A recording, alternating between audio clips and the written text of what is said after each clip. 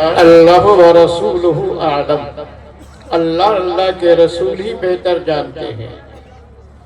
تو نبی اکرم صلی اللہ علیہ وسلم نے ارشاد فرمایا، اللہ کا حق بندے پر یہ ہے کہ بندہ اللہ کے ساتھ کسی کو شریک نہ ٹھہرائے، اور بندے کا حق اللہ پر یہ ہے کہ جب بندہ اللہ کے ساتھ کسی کو شریک نہ کرے تو اللہ تعالیٰ اس جنت عطا فرما دے۔ تو یہ ہے کہ جب بندہ کسی کو کسی بھی اعتبار سے، اللہ کی ذات کے اعتبار سے، صفات کے اعتبار سے، عبادات کے اعتبار سے جب کسی کو شریک نہیں ٹھہرایا جاتا ہے تو اللہ تعالیٰ ان کی مغفرت فرما دیتا ہے اور داخل جنت فرما دیتا ہے۔ تو ہمارے یہاں اس دنیا کے اندر دو جماعتیں ہیں، ایک وہ جماعت جو سراپا کفر کی جماعت ہے، شرک کی جماعت ہے، جس نے شرک کیا ہے، کفر کیا ہے، اس کے اعمال کو تولنے کی کوئی ضرورت نہیں ہے، اسے سیدھا جہنم میں داخل کر دیا جائے گا۔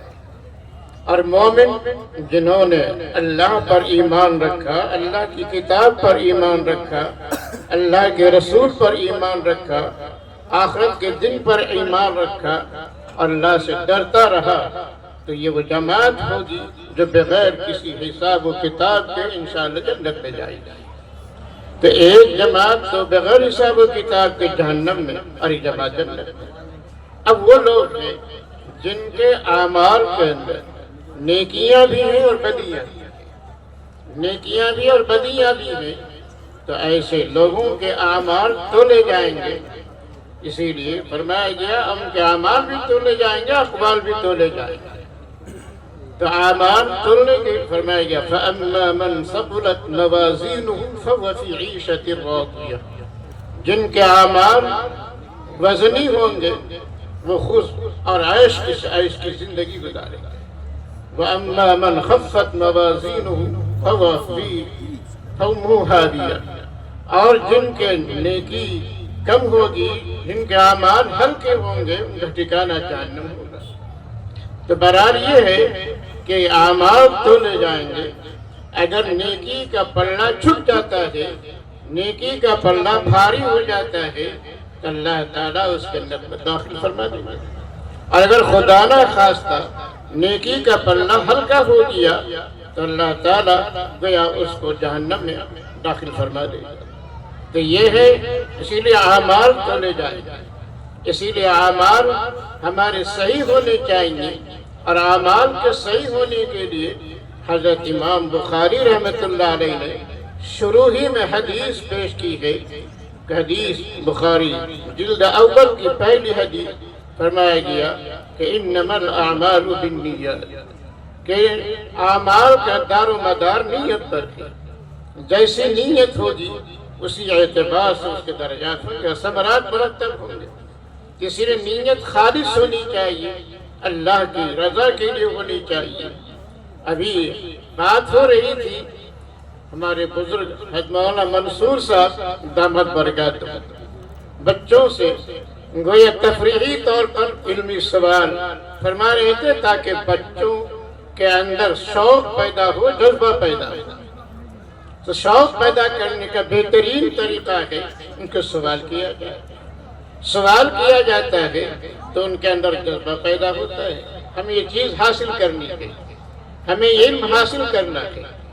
اسی طریقے سے یہاں پر حق تعالیٰ کی بارگاہ میں سوال ہوگا، سوال ہوگا کہ کیا تم نے ایسا کیا ہے، کیا تم نے ایسا کیا ہے، تو گویا یہ حساب یسیرا ہوگا۔ اسی طریقے سے حدیث کے اندر جو باب قائم کیا گیا ہے، اس میں ایک باب میں جملہ اس باب کے اندر یہ ہے کہ قال مجاہد القسطاس العدل بالرومیت،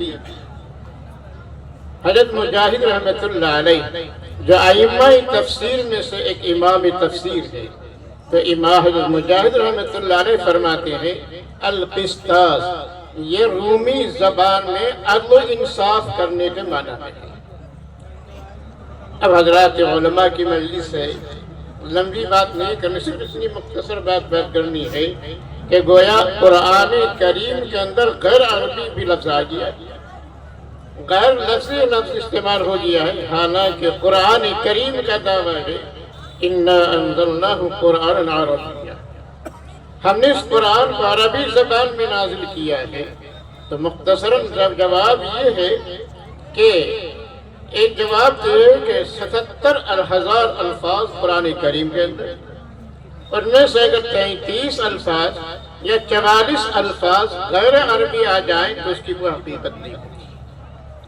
دوسرا جواب یہ ہے کہ بعض الفاظ ایسے ہوتے ہیں کہ ہر زبان کے اندر استعمال ہوتا ہے، اردو بھی استعمال ہوتا ہے، عربی میں بھی استعمال ہوتا ہے، جیسے قلم ہے، کتاب ہے، کرسی ہے، کہ یہ ایسے الفاظ ہیں کہ جس کا استعمال عربی میں بھی ہوتا ہے اور اردو کے اندر بھی ہوتا ہے۔ تو اسی طرح یہ لفظ ہے جو دونوں زبانوں کے اندر اس کا استعمال ہوتا ہے۔ آگے فرمایا کہ القاسط القسط مصدر المقسط فهو العادل واما القاسط فهو الجائر۔ ایک ہے قاسط، ایک ہے مقسط۔ قاسط جو مجرد سے اس میں فاعل کا صیغہ ہے جس کے معنی جابر اور ظالم کہتے ہیں، اور مقسط جو باب افعال سے اس میں فاعل کا صیغہ ہے جس کے معنی انصاف کرنے والا، عادل کہتے ہیں۔ چنانچہ قرآن کریم کے اندر دونوں مثالیں پائی جاتی ہیں، وَأَمَّا الْقَاسِطُونَ لِجَهَنَّمَ حَطَبٌ، یہ ظالمین جو ہوتے ہیں یہ جہنم کے ایندھن، اور مقسط إِنَّ اللَّهَ يُحِبُّ الْمُقْسِطِينَ، کہ اللہ تعالیٰ انصاف کرنے والے کو پسند فرماتا ہے۔ تو میں اس سے معلوم ہے کہ اگر اسی لفظ قاسط کو مجرد سے پڑھیں گے تو اس کے معنی ظالم کیا ہے، مقسط اس میں فاعل سے پڑھیں گے تو انصاف کے معنی میں آئے گا۔ اب آگے حدثنا احمد بن اشکاب، یہ احمد بن اشکاب حضرت امام بخاری رحمۃ اللہ علیہ نے اس روایت کو کلمتان حبیبتان الی الرحمن خفیفتان علی اللسان ثقیلتان فی المیزان سبحان اللہ بحمدہ سبحان اللہ العظیم، حضرت امام بخاری رحمۃ اللہ علیہ نے اس روایت کو 3 جگہ بیان کیا ہے۔ پہلی جگہ ہے کسی کتاب کے اندر جلد ثانی ہی کے اندر صفحہ نمبر 928 کے اندر، پھر 48 کے اندر، پھر آگے شروع ہوتا ہے آخر 1129 کے اندر۔ اسی طریقے سے ایک بات اور ان طالبات کے لیے ہے کہ امام بخاری رحمۃ اللہ علیہ نے اس حدیث کو 3 جگہ بیان کیا ہے اور بڑی اچھی ترتیب کے ساتھ بیان کیا ہے کہ پہلی جگہ جو روایت کی ہے حضرت زہیر ابن حرب رحمہ اللہ ہے، اور دوسری جگہ روایت کی ہے قتیبہ ابن سعید رحمۃ اللہ علیہ ہے، یہاں احمد ابن اشکاب رحمۃ اللہ علیہ ہے۔ تو اب یہ 3 ترتیب کے ساتھ بیان کیا۔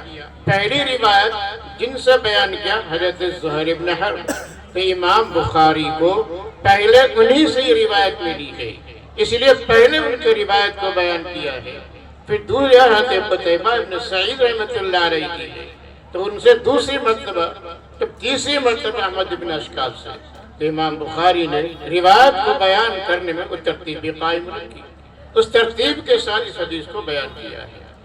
ایک چیز اور بیان کرنی ہے کہ دیکھیے حضرت امام بخاری رحمۃ اللہ علیہ اور رسول اکرم صلی اللہ علیہ وسلم کے درمیان کتنے واسطے ہوتے ہیں، جیسا بھی آپ سن رہے سند متصل، تو حضرت امام بخاری رحمۃ اللہ علیہ اور رسول اکرم صلی اللہ علیہ وسلم کے درمیان 5 واسطے ہوتے ہیں۔ امام بخاری نے اس روایت کو نقل کیا پہلے زہیر ابن حرب سے، پھر انہوں نے محمد ابن فضیل سے، پھر انہوں نے ہمارا ابن قعقاع سے، پھر انہوں نے ابو زرعہ سے، پھر انہوں نے ابو ہریرہ رضی اللہ تعالیٰ عنہ۔ اسی طرح تینوں روایت کے اندر 5 واسطے ہیں۔ تو پہلی روایت زہیر ابن حرب سے، اسی طرح بس شروع روایت میں راوی بدل جاتے ہیں، باقی ہر ایک نے انہی سے روایت کی گئی۔ زہیر ابن حرب نے بھی روایت کی محمد ابن فضیل سے، قتیبہ ابن سعید نے بھی روایت کی حضرت محمد ابن فضیل سے، اسے احمد ابن اشکاب نے بھی روایت کی محمد ابن فضیل سے. تو اسی طرح ہر ایک کی روایت یہی ہے. احمد بن اشکاب قال حدثنا محمد بن فضیل عن عمارة ابن القعقاع عن ابی زرعة عن ابی ہریرة رضی اللہ تعالی عنہ. تو یہ ہے 5 واسطے. 5 واسطوں سے حضرت امام بخاری رحمۃ اللہ علیہ نے اس حدیث کو ہمارے سامنے پیش کیا ہے. اب اس کے بعد ابو ہریرہ کیا فرماتے ہیں؟ قال النبی صلی اللہ علیہ وسلم کلمتان حبیبتان الی الرحمن. حضرات علماء بھی صحیح رکھتے ہیں یہاں پر خبر مقدم ہے اور مبتدا مؤخر ہے. تو خبر مقدم لا کر کے تشویق کر دی ہے، شوق پیدا کر دیا ہے، سننے کا شوق پیدا ہو گیا کہ بھلا بتائیے کہ جس چیز کو بتایا جا رہا ہے وہ ہے کیا چیز؟ وہ کیا چیز ہے کہ اللہ کے رسول صلی اللہ علیہ وسلم نے امت کے درمیان پہلے شوق پیدا فرمایا. پہلے شوق پیدا فرمایا کلمتان حبیبتان الی الرحمن. 2 کلمے جو اللہ کے نزدیک، رحمان کے نزدیک بڑے پیارے، بڑے محبوب ہیں. تو اللہ کے نزدیک بڑے پیارے، رحمان کے نزدیک بڑے پیارے. پھر فرمایا خفیفتان علی اللسان. اب دونوں کے دونوں کلمے کوئی بھاری نہیں ہے بلکہ زبان پر بڑے ہلکے پھلکے ہیں. زبان پر ادا کرنے کے لیے کوئی دشواری کی ضرورت نہیں پیش آتی، بہت ہی ہلکے پھلکے ہیں. اور ہلکے پھلکے کے لیے ایک بات میں عرض کیے دیتا ہوں کہ اس میں نہ تو تنافر حروف ہیں نہ تنافر کلمات ہیں. کہ جب تنافر کلمات ہوتے ہیں تو ان کا ادا کرنا جب دشوار ہو جاتا ہے. لیکن یہ 2 کلمے ایسے ہیں تنافر حروف سے بھی پاک ہیں اور تنافر کلمات سے بھی پاک ہیں. تو اسی لیے زبان پر اس کی ادائیگی بہت ہی ہلکی پھلکی ہے، بہت ہی آسان ہے. تو فرمایا حبیبتان الی الرحمن. پھر رحمان سے اللہ تعالیٰ کے اسما میں سے صفات رحمان کو بیان کیا گیا. رحمان چونکہ رحمان کے معنی ہی آتے ہیں بے حد مہربان، بے حد مہربان. تو اللہ تعالیٰ کی مہربانی دنیا کے اعتبار سے بھی ہے اور آخرت کے اعتبار سے بھی. تو رحمان کے معنی آتے ہیں غایت الاحسان اور رحیم کے معنی آتے ہیں نہایت العرفان. تو رحمان اس دنیا کے اندر کوئی بھی شخص ہو، ہر ایک کو اللہ تعالیٰ کی طرف سے روزی ملتی ہے. کافر ہو تو بھی، مشرک ہو تو بھی، مومن ہو تو بھی، گنہگار ہو تو بھی، متقی پرہیزگار ہو تو بھی، ہر ایک اللہ تعالیٰ روزی سے نوازتا ہے. جب حضرت ابراہیم علیہ السلام نے اپنی بیوی اور حضرت اپنے صاحبزادے حضرت اسماعیل کو وادی غیر زرع کے اندر چھوڑ کر جا رہے ہیں تو دعا کرتے ہیں رب اجعل هذا بلدا آمنا وارزق اهله من الثمرات من آمن منهم بالله واليوم الآخر. حضرت ابراہیم علیہ السلام بیوی بچے کو چھوڑ کر جا رہے ہیں، اللہ کے حکم پر عمل فرما رہے ہیں. طبیعت نہیں چاہتی کہ ایسے وادی کے اندر جہاں کوئی سایہ دار درخت بھی نہیں ہے، پانی کا انتظام بھی نہیں ہے، لیکن حکم رب ہے، چھوڑ کر جا رہے ہیں. چلتے جب پہاڑ کی اوٹ میں آتے ہیں دعا کرتے ہیں اللہ اس شہر کو امن کا شہر بنا دے اور رزق انہیں کو عطا فرما اور پھلوں کا رزق عطا فرما جو ایمان والے ہوں، جو ایمان رکھتے ہوں ان کو. لیکن اللہ تعالیٰ نے فرمایا میرے خلیل یہ میری شان رزاقی کے خلاف ہے کہ صرف اہل ایمان کو روزی دوں اور دوسرے کو نہیں. فَقَالَ وَمَنْ كَفَرَ فَأُمَتِّعُهُ قَلِيلًا ثُمَّ أَضْطَرُّهُ إِلَىٰ عَذَابِ النَّارِ فَبِئْسَ الْمَصِيرُ. فرمایا ابراہیم ہم ان لوگوں کو دنیا کے اندر جنہوں نے کفر اختیار کیا ہے چند دنوں کے لیے دنیا کی نعمتوں سے فائدہ اٹھانے کا موقع دیں گے، پھر ہم اس کو گھسیٹ کر جہنم میں ڈال دیں گے جو ان کے لیے بدترین ٹھکانہ ہے. رحمان ہے، رحیم نہایت العرفان ہے کہ اللہ رب العزت آخرت میں صرف اور صرف اپنی بے بہا نعمتوں کو مومنین کے لیے مختص فرمائیں گے. وہاں صرف اللہ کی نعمتوں سے مومنین فائدہ اٹھائیں گے، غیر مومنین کو فائدہ اٹھانے کا کوئی موقع نہیں ملے گا. وہ چاہے گا کہ مجھے فائدہ ملے، نعمت سے فائدہ اٹھانے کی کوشش کرے گا، لیکن دونوں فرمایا گیا کہ سورہ آراف کے اندر بھی بتایا گیا، سورہ یاسین کے اندر بتایا گیا، سورہ آراف میں بتایا گیا، دونوں نعمتیں کافروں پر اللہ نے حرام کر دیا ہے۔ سورہ یاسین کے اندر بتایا گیا وَامْتَازُوا الْيَوْمَ أَيُّهَا الْمُجْرِمُونَ، اے مجرموں کی جماعت آج تم یہاں سے علیحدہ ہو جاؤ، مومن کی جماعت سے تمہارا کوئی سروکار نہیں ہے، تمہیں اس نعمت سے کوئی حصہ نہیں مل سکے گا۔ تو یہ ہے پھر فرمایا رحمان، پھر فرمایا رحمان حبیبتانی الرحمن خفیفتانی علی اللسان ثقیلتانی فی المیزان۔ جب اسی کلمے کو جب میزان کے اندر کلمات کو رکھ دیے جائیں گے تو پلڑا نیکی کا بھاری ہو جائے گا، کلمہ نیکی کا بھاری ہو جائے گا۔ بظاہر اگرچہ انسان کے اعمال کم ہو لیکن کبھی بھی لا الہ الا اللہ محمد الرسول اللہ کو بڑی ہی اخلاص کے ساتھ ادا کیا ہے، دل کی گہرائی سے ادا کیا ہے، ایسی ہاں جو کلمہ ہے سبحان اللہ بحمدہ سبحان اللہ العظیم، جب اس کو اخلاص کے ساتھ ادا کیا ہے تو چونکہ پہلے حدیث میں لایا گیا کہ اخلاص کے ساتھ عمل کے اندر وزن پیدا ہوگا، تو نہایت اخلاص کے ساتھ اس کلمہ کو ادا کیا ہے۔